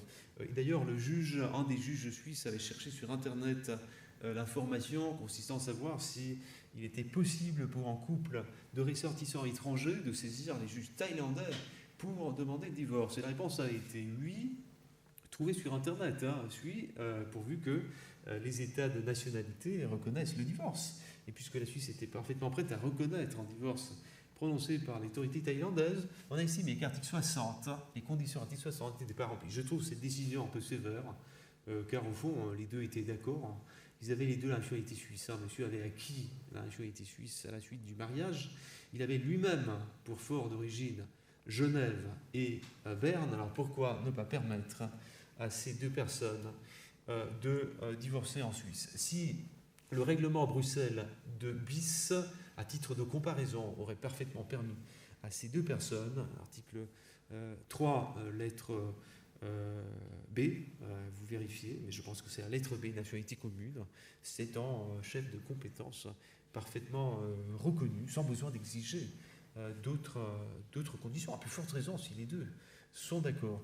Vous trouverez à l'article 60A une nouvelle disposition qui a été introduite à la suite de l'introduction en Suisse du mariage homosexuel, qui prévoit que lorsqu'il est impossible ou inexigible, déraisonnable, de demander à deux époux qui se sont mariés en Suisse, qui n'ont pas la nationalité suisse, de demander le divorce dans l'état de leur domicile, il est possible pour ces deux personnes qui n'ont plus leur domicile en Suisse, par hypothèse, au moment de l'action de divorce, qui n'ont pas la nationalité suisse, par hypothèse, donc c'est un cas au fond assez restrictif. L'article 60 leur permet, à titre subsidiaire, mais il doit prouver qu'ils ne sont pas fondés à demander, ou il est déraisonnable d'exiger d'eux qu'ils demandent le divorce dans le pays de leur domicile, ou dans l'un ou l'autre des pays où ils ont leur domicile, comme dans cette affaire népalo-thaïlandaise. Au moment du divorce, les deux intéressés avaient leur domicile dans deux États différents, Népal pour monsieur et Thaïlande pour madame, ne sont donc pas reconnus par la LDIP, pas le fort au lieu du mariage, car l'article 60A désormais le reconnaît, tout comme le fait la Chine, tout comme le fait Hong Kong, tout comme le fait l'Italie. Le fort au premier domicile commun, pas envisageable. L'élection de fort, pas envisageable en matière de divorce. Nationalité commune à titre principal, pas envisageable, comme j'ai eu l'occasion de le dire. Donc au fond, compétences fondées sur la nationalité ou sur le lieu de célébration qui me semble assez restrictive en comparaison internationale. À garder à l'esprit, c'est très important, la question de la litispendance internationale. Article 9, disposition générale. Article 9 qui est appliqué dans toute matière, y compris aux procédures de divorce. Si au moment de la saisine du juge suisse, une action ayant le même objet entre les mêmes parties a déjà été engagée devant un juge étranger, le juge suisse suspend la cause, c'est l'effet de la litispendance, suspend la cause, donc il s'abstient de statuer, il sursoit à statuer, mais attention, il faut que les conditions pour que ce mécanisme opère soient remplies. Il faut d'abord identité de personne et d'objet, je l'ai déjà évoqué, une action de séparation à l'étranger n'empêche pas une action en divorce en Suisse, car l'objet n'est pas identique. Une action, l'équivalent d'une action en mesure de protection de l'union conjugale, même si pour le droit étranger c'est une action préalable à une action en divorce, eh bien, demander la protection de l'union conjugale, ce n'est pas la même chose que demander la dissolution de l'union conjugale. Et donc l'objet est différent. Il m'est arrivé d'avoir affaire avec des procédures parallèles. Italie, séparation. En Suisse, divorce. La procédure de séparation a été engagée en Italie avant l'engagement de la procédure de divorce en Suisse. En Italie, c'est une procédure nécessaire s'agissant d'un contexte contentieux. Lorsqu'une seule personne sollicite le divorce et l'autre dit « moi je préfère profiter encore pendant quelques temps des effets du mariage ». Bon, alors procédure de séparation, on peut la considérer comme une première étape pour pouvoir parvenir en divorce, mais l'objet lui-même formellement n'est pas le même. Et donc l'engagement d'une procédure en séparation en Italie n'empêche pas, quelques jours après, l'autre époux d'engager une action en divorce.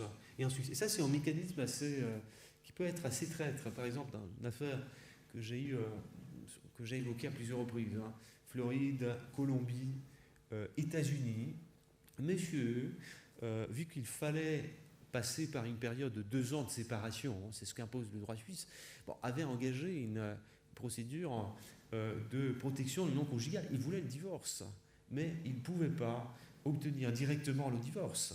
Et donc il a fallu qu'il engage une action visant mesure de protection de l'union conjugale, une espèce d'action en séparation, si vous voulez.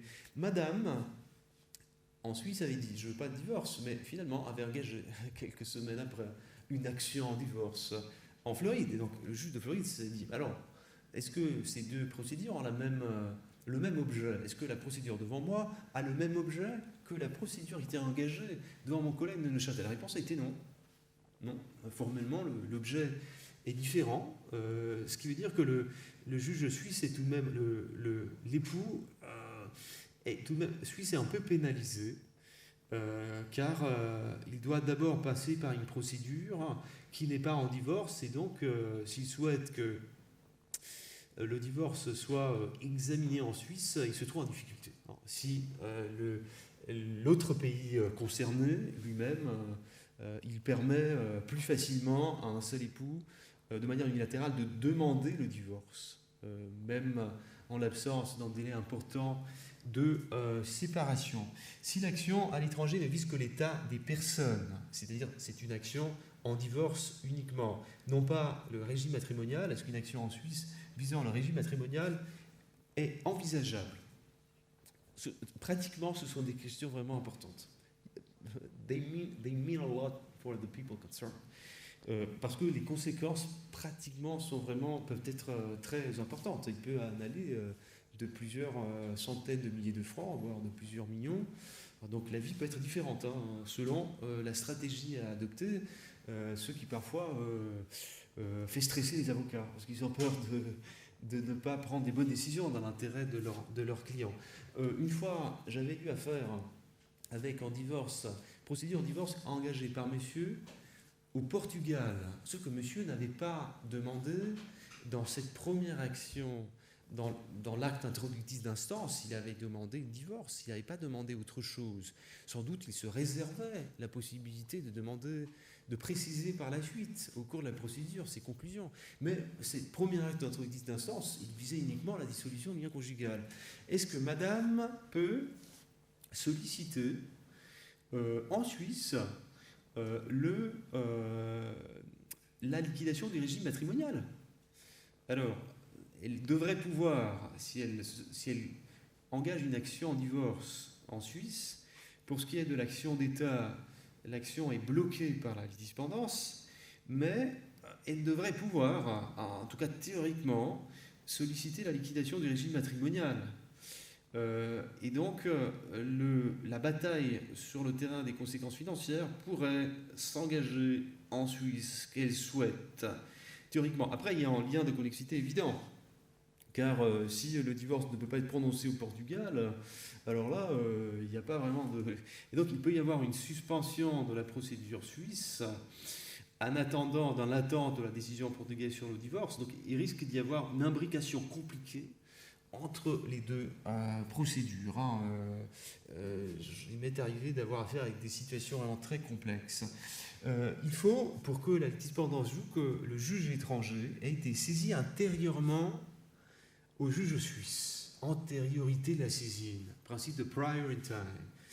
Alors, comment savoir le moment déterminant pour chacune des deux procédures?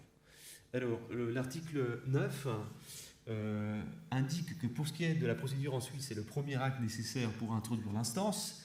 Bon, il s'agit en matière de divorce du dépôt d'une requête commune ou une demande unilatérale.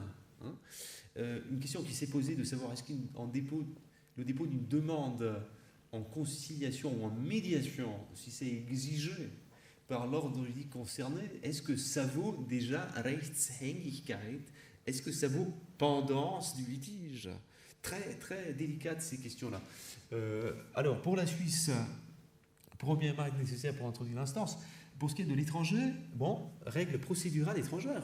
Ce sera le droit procédural étranger qui devra déterminer quel est le moment auquel on peut considérer qu'une procédure est pendante. Et dans cette affaire Floride-Suisse, la question qui s'est posée, une des questions qui s'est posée, était de savoir quel était le moment auquel la procédure américaine de Floride était pendante. Donc, la chronologie des événements, il y avait eu une première procédure en Suisse, mesure de procédure conjugale. Ensuite, une demande en divorce unilatéral en Floride. Ensuite, une demande en divorce unilatéral en Suisse par monsieur. Et ensuite, la première demande, la demande initiale engagée par madame en Floride, avait dû être précisée. Amended motion for divorce. Est-ce que la date pertinente, il y avait des modifications importantes dans la demande, entre la demande initiale et la demande ultérieure. Alors, quel est le moment pertinent? Est-ce que c'est le moment de l'introduction de l'instance initiale, alors même que la demande a été modifiée par la suite? Et elle a été modifiée à un moment où il y avait déjà une procédure de divorce en Suisse qui avait remplacé la procédure visant mesure de protection conjugale. Donc, bon, le principe est saisi à l'étranger, elle intervient selon les règles procédurales étrangères. Le moment pertinent pour savoir quand, à partir de quand, un litige est pendant, une procédure en divorce est pendant, il appartient aux règles étrangères, aux règles de procédure étrangère de le déterminer. Il faut encore que la décision étrangère soit susceptible d'être rendue dans un délai raisonnable. Oh là, compliqué de savoir ce que c'est un délai raisonnable. Compliqué de savoir, bon, quel sera, combien d'années faudra-t-il au juge étranger pour vider la question, pour examiner et statuer sur la demande? Cela dépendra de la complexité, cela dépendra du rythme des avocats aussi, cela dépendra des incidents. Compliqué de le déterminer a priori. Donc, lorsque on considère, c'est la doctrine qui le dit, la jurisprudence, c'est pas non plus très abondant, la jurisprudence là-dessus, mais le principe est qu'on fait confiance à la justice étrangère, dont le juge a été saisi le premier, pour rendre une décision dans un délai acceptable, d'autant que si on regarde les statistiques en Suisse, les divorces compliqués, bon, les avocats qui tergiversent, qui retardent la procédure, on arrive facilement 3, 4, 5 ans. Et donc, on devrait accepter qu'une durée comparable d'une procédure étrangère soit acceptable et soit raisonnable. Tout ce que nous faisons chez nous, on doit estimer que ce soit raisonnable, au sens, en tout cas, de l'article 9. Bon. Autre partie de l'analyse, il faut que la décision étrangère, non seulement soit rendue dans un délai raisonnable, mais qu'elle soit également susceptible d'être reconnue en Suisse. C'est Anerkennungsprognose qui doit être vérifiée au regard de l'article 65 de la LDIP. C'est surtout l'article 65, alinéa 2 de la LDIP qui semble protéger l'époux domicilié en Suisse. Voilà. Donc en gros, je prends comme hypothèse en divorce, une procédure de divorce engagée par monsieur à Genève. Cette procédure de divorce a été précédée par l'engagement par madame d'une procédure de divorce à New York. Donc la priorité de la saisine joue en faveur du juge new-yorkais. Très bien. Le juge suisse doit se demander, alors, ce collègue new-yorkais, quel est le délai dans lequel il rendra une décision? Bon, on lui fait confiance si on n'a pas d'éléments qui suggèrent qu'il retardera de manière inhabituelle.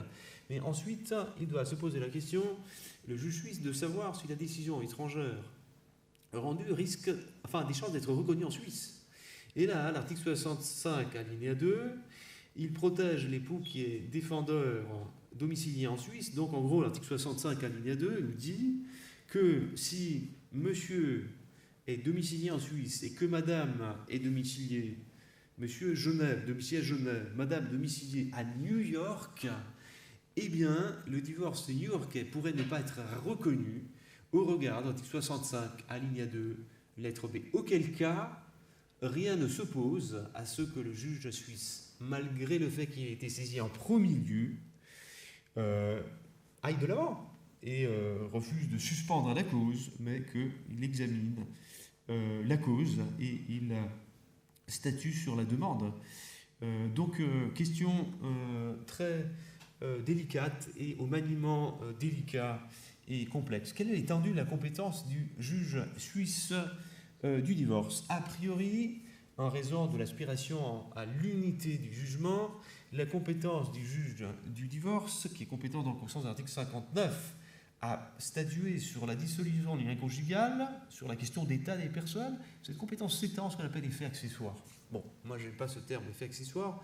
Nebenwirkungen, c'est pas des trucs marginaux, c'est au contraire, c'est des effets qui sont au cœur du débat judiciaire, qui sont au cœur du désaccord entre les époux. Mais donc, il y a une idée qui vient du droit suisse interne, du code civil, et un peu de l'histoire.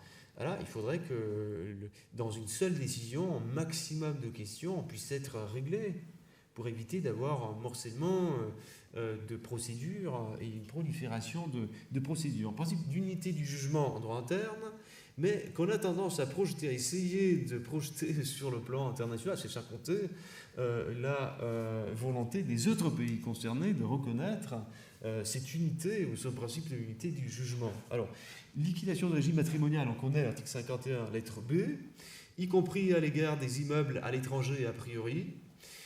Entretien entre ex-époux, on connaît l'article 5, chiffre 2, lettre B.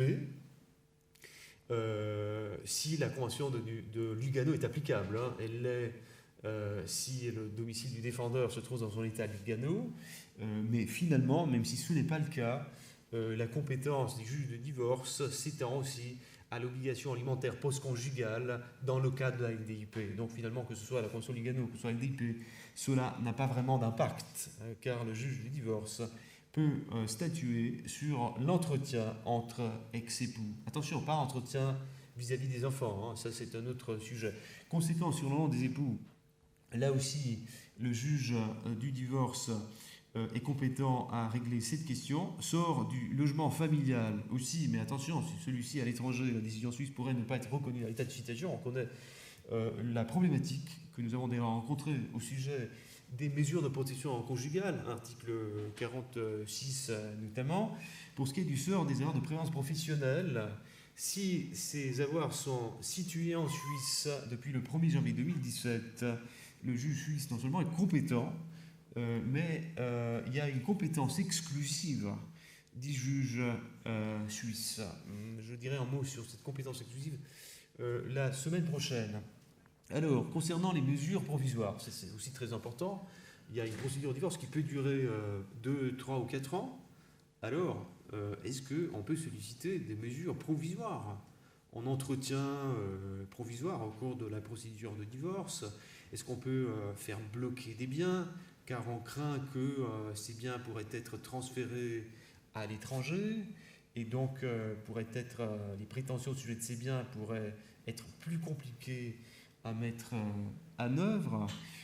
Alors là, pendant 4 ou 5 ans, il faut savoir qui a le droit d'occuper tel logement conjugal, tel logement de vacances. Alors, ce sont un peu les mêmes questions que nous avons vues dans le cas des mesures de protection conjugale qui se posent dans un cadre du divorce, mais un cadre au fond qui est assez semblable. L'article 62, qui reste un peu mystérieux, Mais en gros, il nous dit que si le juge suisse a été saisi en premier d'une action en divorce, il est exclusivement compétent pour des mesures provisoires, même si sa compétence au fond n'est encore pas établie, à moins que l'incompétence est manifeste. Si la compétence du juge suisse est manifeste, alors la compétence ne s'étend pas en mesures provisoires, mais en tout cas, le juge suisse saisit, compétemment saisi d'une action en divorce. Il est exclusivement compétent pour des mesures provisoires, s'il a été saisi en premier lieu d'une action en divorce. Si le juge suisse a été saisi en premier lieu d'une action, le juge étranger a été saisi en premier lieu d'une action en divorce,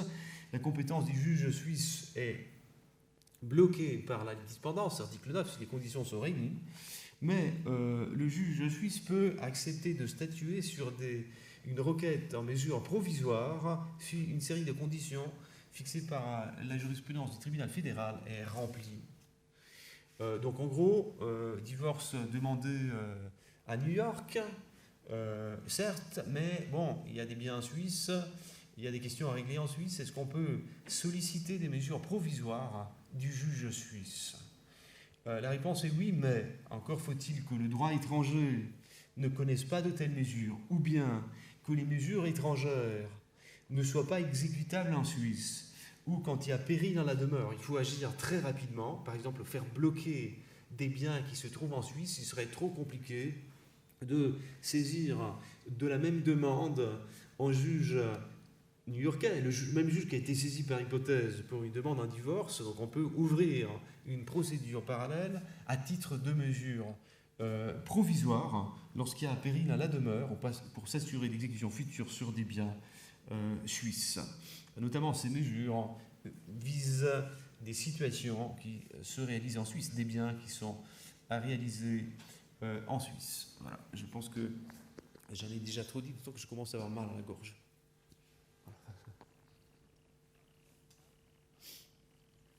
Avez-vous des questions, des remarques?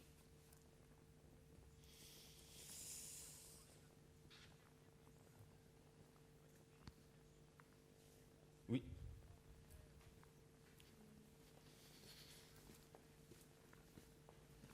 Savoir que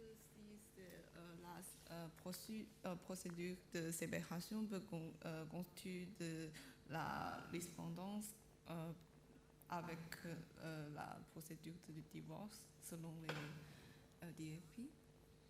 Pardon, alors là, il y a la... une situation de procédure parallèle, oui. Oui, oui, oui. Par Est-ce exemple, que, oui, une procédure de séparation légale à l'étranger peut-être constitue une dépendance? alors, non. Si à l'étranger, par exemple, si monsieur demande en Chine la séparation de corps, à supposer que le droit chinois connaisse l'institution de la séparation de corps, madame peut demander, après, postérieurement, l'engagement d'une procédure en Chine par monsieur, elle peut engager une procédure en Suisse sollicitant le divorce. Il n'y a pas d'identité d'objet. Et donc la dispendance joue quand l'objet des procédures est identique et quand les parties sont identiques. D'ailleurs, s'agissant de l'identité des parties, dans la procédure où j'ai dû intervenir en Floride, c'était compliqué parce que les parties en Floride, il y avait comme partie à la procédure des différentes sociétés dont monsieur et madame étaient détentrices des actions. Et c'était une condition nécessaire pour que le divorce soit opposable à ces sociétés qui détenaient des biens. Donc vous aviez en Suisse une procédure de divorce qui ne peut que concerner deux personnes physiques, c'est-à-dire monsieur et madame. Après, il y a aussi l'enfant dont on discute sur le point de savoir exactement quel est son statut, est-ce que c'est une partie à la procédure ou pas. Mais en tout cas, il n'y a pas dans une procédure de divorce en Suisse comme partie des personnes morales, des sociétés, alors qu'en Floride, oui. Et donc, il n'y avait pas une identité parfaite des parties, car les parties à la procédure de Floride étaient plus nombreuses que les parties à la procédure en Suisse. Donc, même à l'identité des parties, le plus souvent, il est facile de savoir si l'identité des parties, car c'est monsieur et madame, dans les deux. Mais, alors, moi, j'étais un peu surpris de voir que les choses peuvent parfois être un peu plus compliquées, car le divorce, dans certains pays, la procédure de divorce peut voir la participation de personnes morales. Génial. C'était un plaisir de vous avoir. Et donc, on se voit demain. C'est ça, hein? Moi, j'espère que vous pourrez être là. Si ce n'est pas le cas, le cours sera enregistré. Après quoi, vous aurez presque 2 semaines pour préparer le répétitoire. Après, on aura encore 2 cours qui seront consacrés aux successions internationales. Selon le planning, j'espère qu'on pourra